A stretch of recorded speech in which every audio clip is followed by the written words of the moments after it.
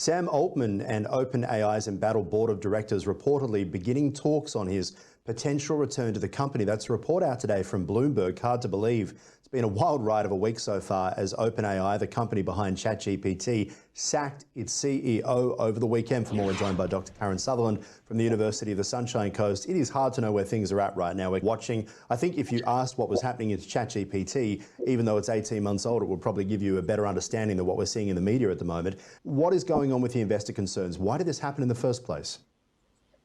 There's a lot of speculation around that, but I hope they make a Netflix series out of this. The drama, the twists and the turns over the last few days. Okay, so it started with the board ousting Sam Altman. The excuse for that around, they were saying he wasn't being overly transparent in a roundabout way. We don't actually know. I've been following a Reddit It's pretty thread. scary, hang on, it's pretty scary. Like when I read that over the weekend, I was like, the one thing that we want from the CEO of the company that invented the world's leading AI consumer program is transparency, because of the huge fears we have about how far this thing could go if it becomes a sentient being.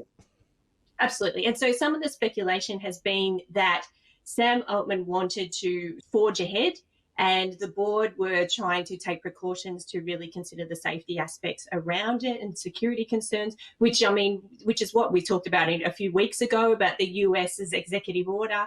And so that's been the speculation, that the tension between progress and being mindful and conservative around the progress. And so that's where it all kicked off. And then straight after that, about an hour after that, Greg Brockman, who was the president and chairman, he quit in solidarity with what happened. And then over the weekend, 700 OpenAI employees signed a petition because they wanted the board to resign.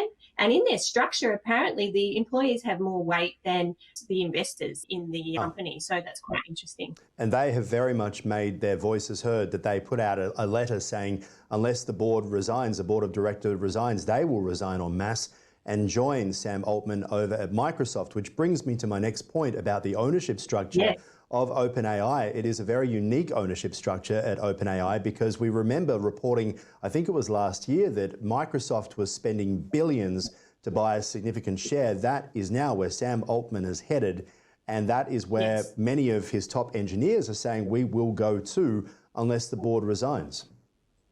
Absolutely. So from reports, it seems that Microsoft owns about 49% of OpenAI's and so they have a large say in what's happening. So they've attracted Altman and Brockman over to head up a new advanced AI research of the company. And it makes sense because now ChatGPT-4 actually can scan the live internet using Bing, which is owned by Microsoft. So you can see how it's all entwined. Yeah, talk to us about the legal considerations of this as well, about the complexity surrounding the investors' ability to actually sue the board. Basically, some of the OpenAI investors, they're exploring legal action because of this abrupt dismissal, and it's a cross between a non-profit board and then there's some profit aspects to it as well. So it doesn't seem really clear, and I think they're still working out what action they can actually take in response to what's happened.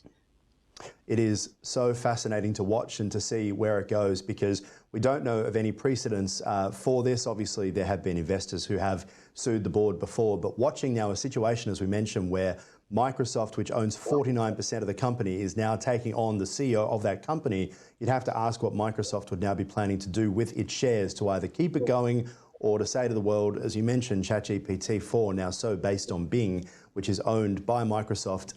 It'll be interesting. We'll be watching closely. Thanks so much for your time. Thank you.